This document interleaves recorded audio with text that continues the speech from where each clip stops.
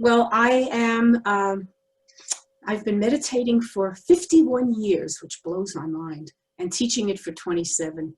And I decided that because everybody is so stressed out now, what I'm going to offer today are a few short stress reduction practices.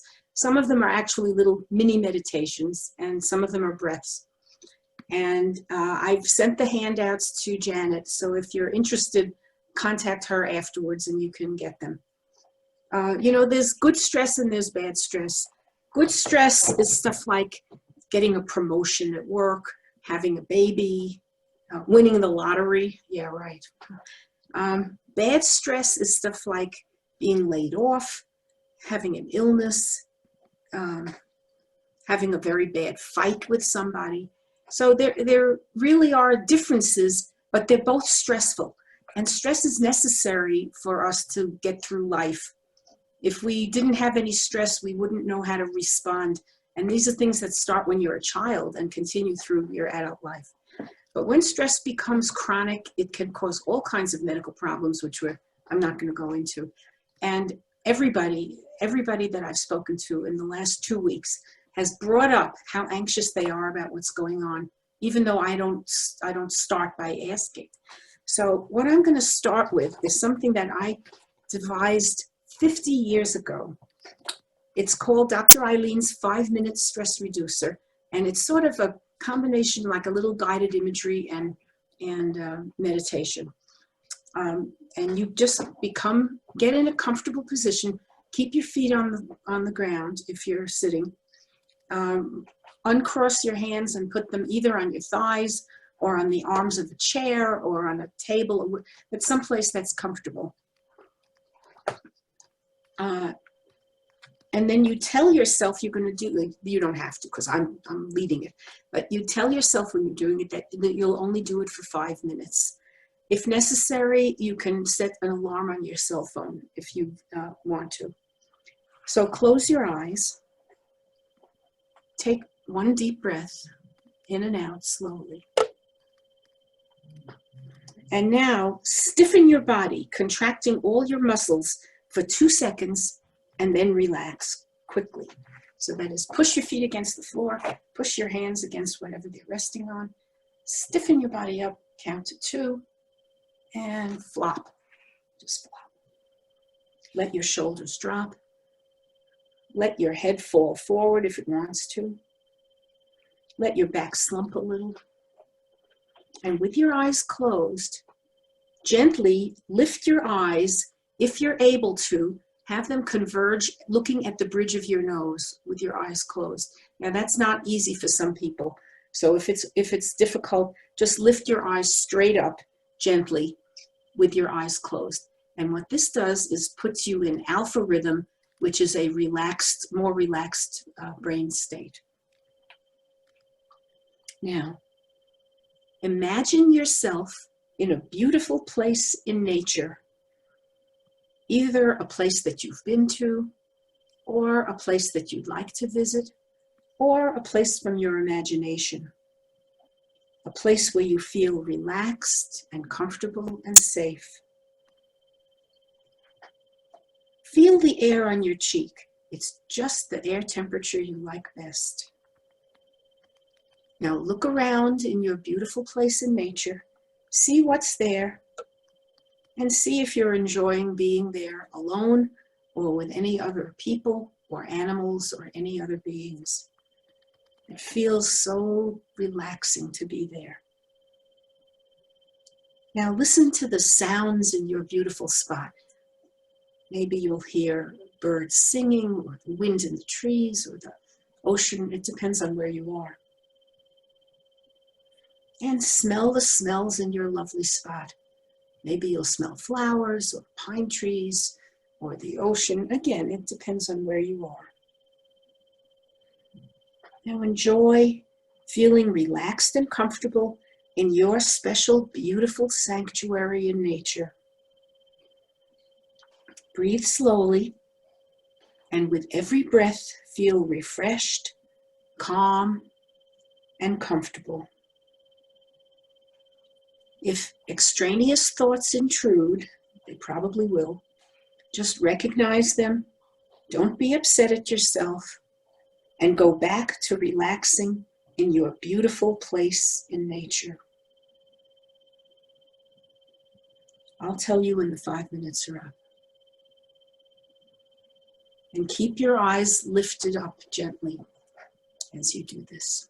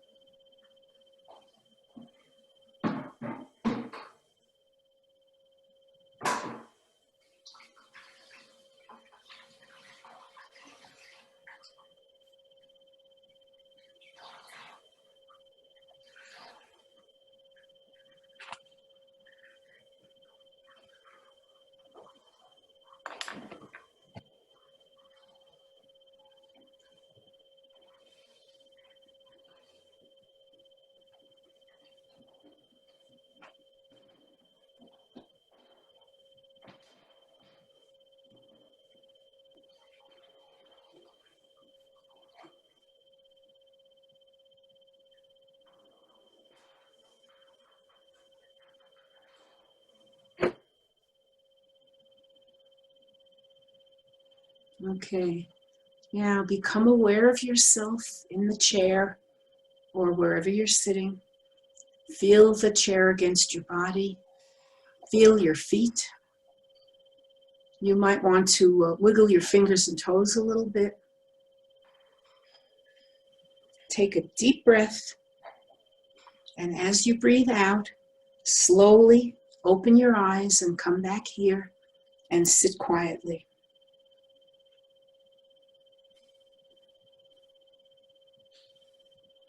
The good feeling that you have from relaxing in your beautiful spot in nature, that good feeling will last all day.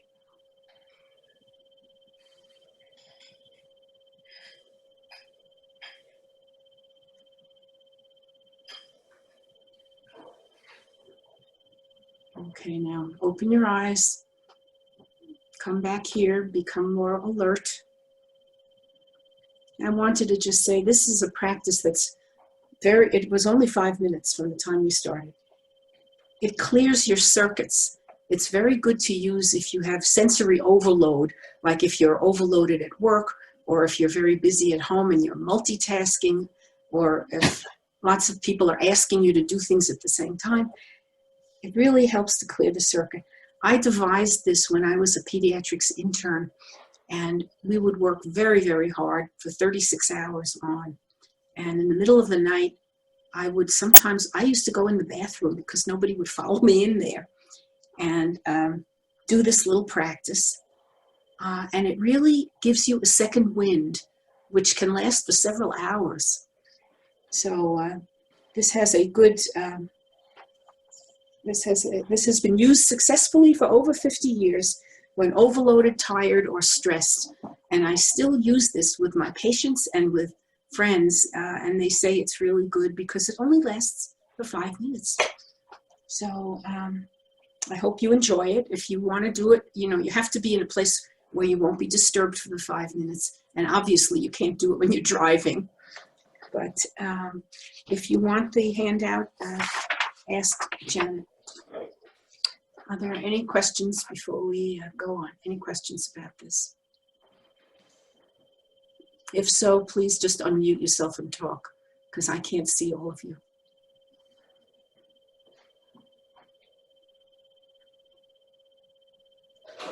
I don't have a question, but I liked it and I wish I had it sometime last week, one day, it would have helped me because I was running around trying to do many things. So thank you. Well, I hope you can use it in the future. I will. There'll be plenty of opportunities. I will. Yes. Thank you. Thank you. Thank you. Okay. Now, the next practice that I'm going to do is actually adapted from something from the Center for Healthy Minds at the University of Wisconsin, which is where Richie Davidson, who is one of the foremost meditation researchers in the world, that's his center.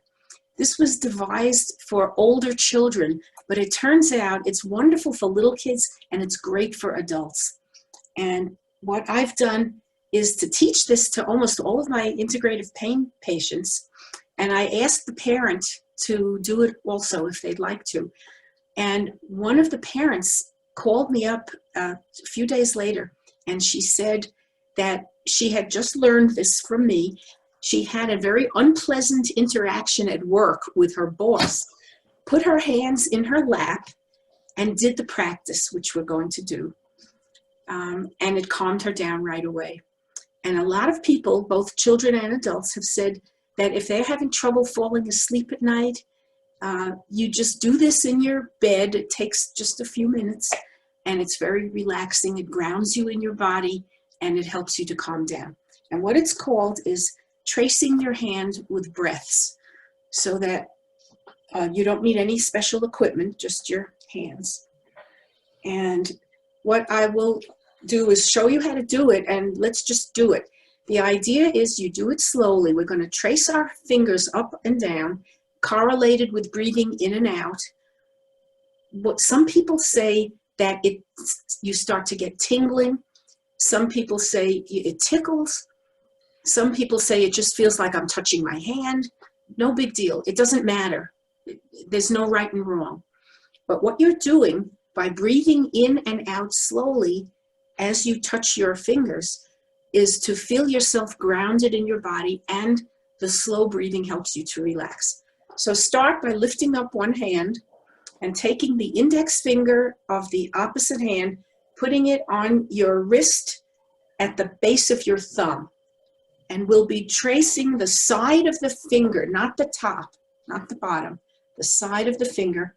So take a big breath in slowly and move your hand up to the tip of your thumb as you breathe in.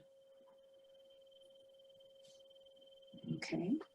Now breathe out as you go down the other side into the finger web. Breathe in up the side of your index finger. Breathe out down the index finger. Breathe in up the middle finger. Breathe out, down the middle finger. Breathe in, up the ring finger. Breathe out, down the ring finger. Breathe in, up the pinky. Breathe out, down the pinky, all the way down to the wrist. Now put your hands in your lap and just tune in to how you're feeling. You don't have to say anything. Just, did you feel anything like tingling or tickling or pressure or nothing much? Again, it doesn't matter. Do you feel connected to your body? Makes you aware that you have a hand, but it also makes you more grounded in your body. And that's useful, for example, if somebody has insomnia, they're lying in bed and their mind is racing. If you do this, you get focused into your body and you stop thinking about the babble that's going on in your head while you're doing this. And it calms people down. Also, if you have pain, it's a relaxer for pain. Okay, now we're going to do it on the other hand. Same thing, but I'm not going to talk. So put your index finger at the wrist, the base of your other thumb, and start breathing in slowly. The trick is to do it slowly as you go up the side of the finger, and down slowly as you go down the side of each finger.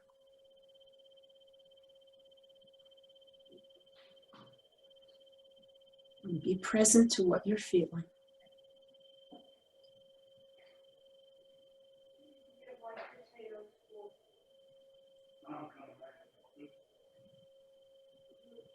What? For me and Bob's Portland. Somebody's unmuted. I can hear someone talking in the background. It's not from me.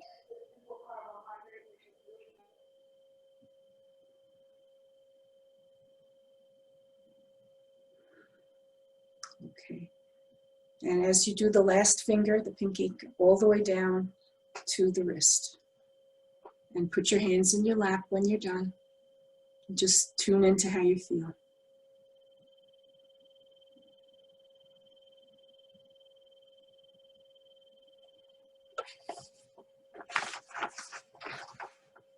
Okay.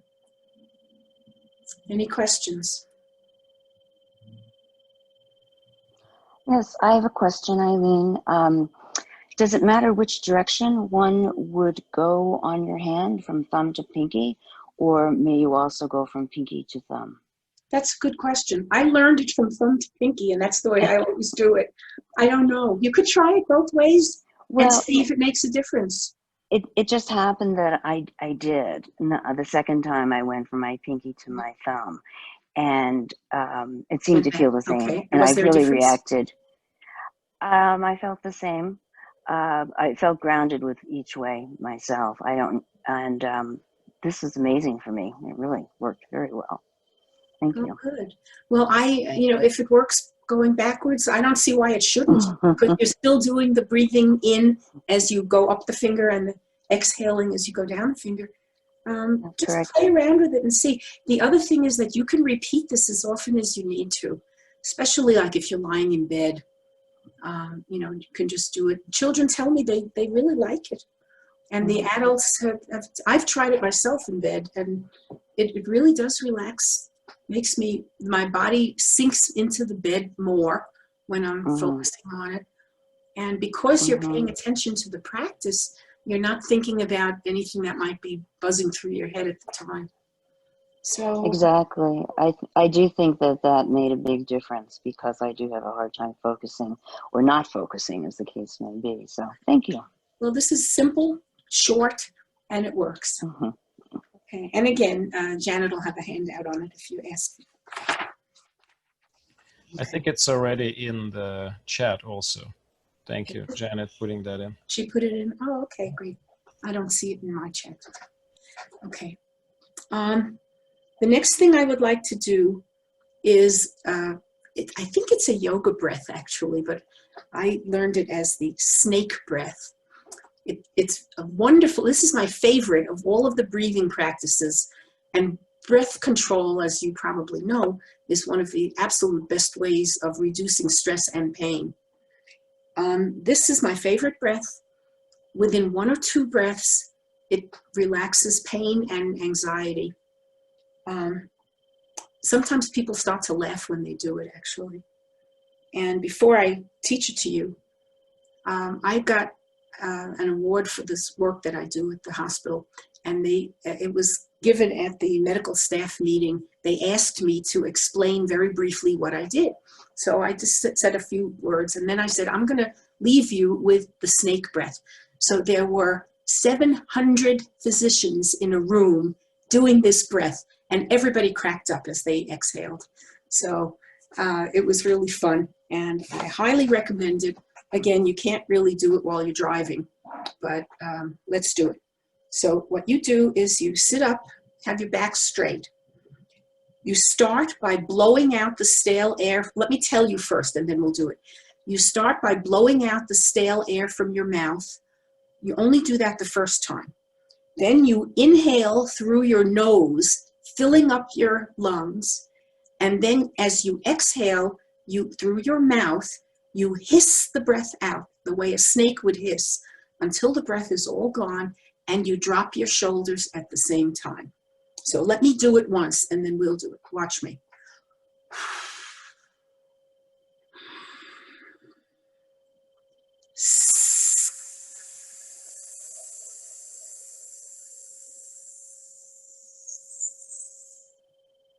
That's it.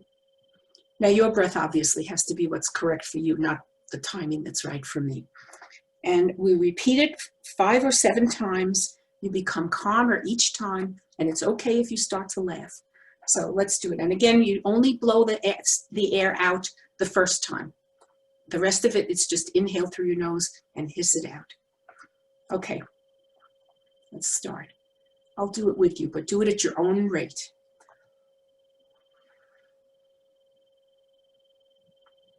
Inhale fully through your nose. And hiss, and drop your shoulders.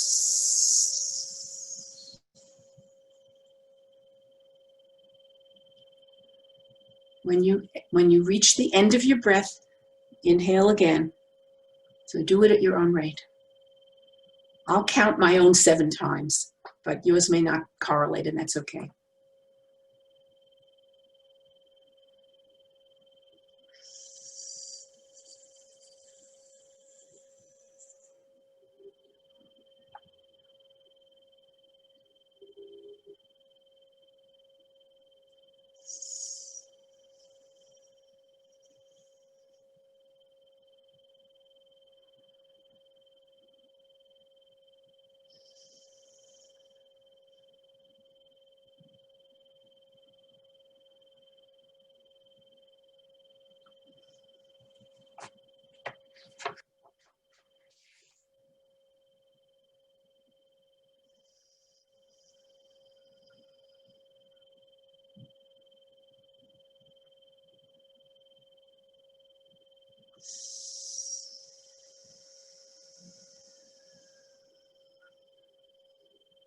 Okay, that was my last 7th breath.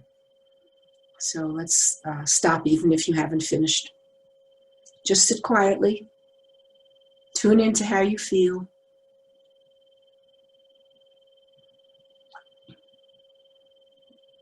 Did anybody laugh? A lot of the kids laugh. The adults, not so much, but it's okay if you do.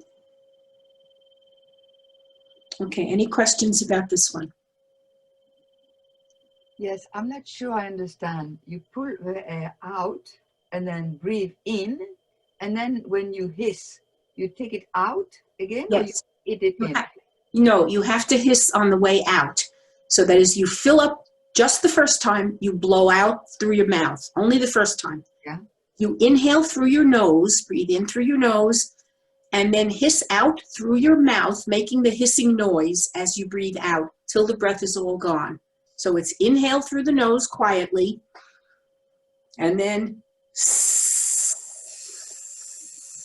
as you breathe out, and you drop your shoulders. Good, thank you. Okay. Okay. Now the last thing, I'll have to do this a little fast because it's 12:51. Okay. You may have had somebody a few weeks ago doing something with self-compassion. I'm not sure. But this is what I call the self-compassion break.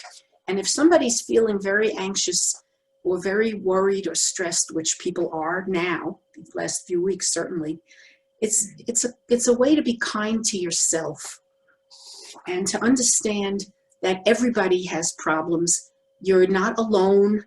You're part of a group, and that suffering is part of life. And this, so what we're going to do, this is a 5-minute practice. You can draw it out to be longer, but I'm going to keep it because of time constraints. I'll keep it down. Okay, so the first thing we do is think of a situation in your life that is difficult and causing you stress.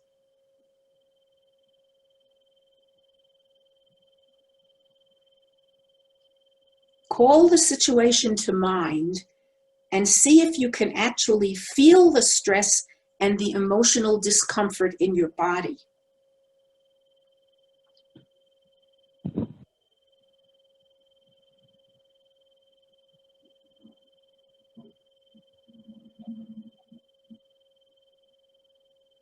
Now say to yourself, this is a moment of suffering. This acknowledgement is a form of mindfulness, of simply noticing what's going on for you emotionally in the present moment. without judging. Don't judge the experience as good or bad. You just say, this is a moment of suffering. Or if it feels more natural for you to use different words, you can say, this hurts, or this is stress, whatever phrase resonates with you. Use whatever statement feels most natural to you. And it's recognizing that you're uncomfortable and that you're suffering.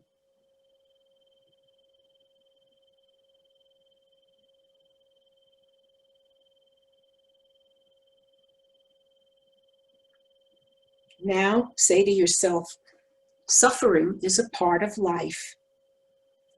This is a recognition of your common humanity with others, that all people have difficult experiences, and these experiences give you something in common with the rest of humanity rather than marking you as abnormal or deficient in something. Everybody has difficult experiences.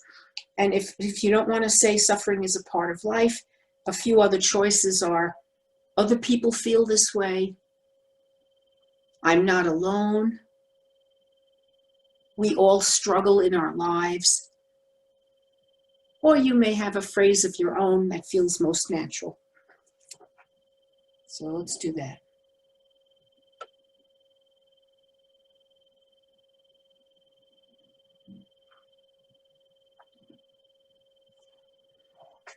Okay, now put your hands over your heart.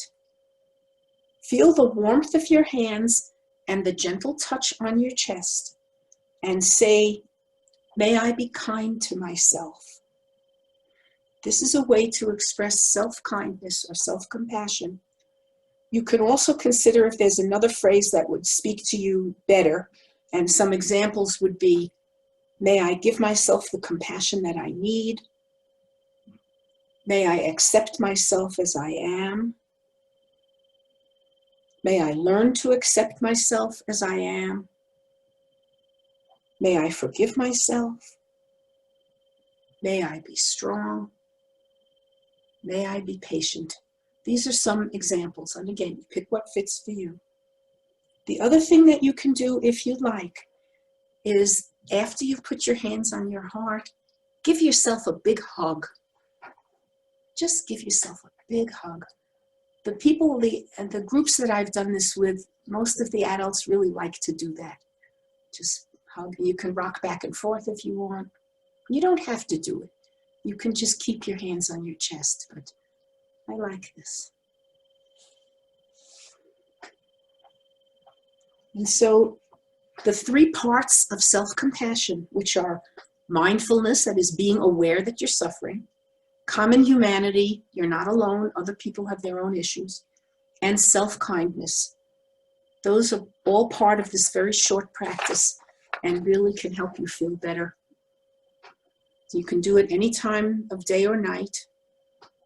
In fact, I recommend doing all of these things when you're feeling good, because if you practice something when you're feeling okay, then when you need it for stress or anxiety or pain, you get into the relaxed place faster. Okay. And this is called the self-compassion break. This is from the Greater Good Science Center and Dr. Kristen Neff, if any of you are aware. She's a psychologist who's done a great deal of research on self-compassion.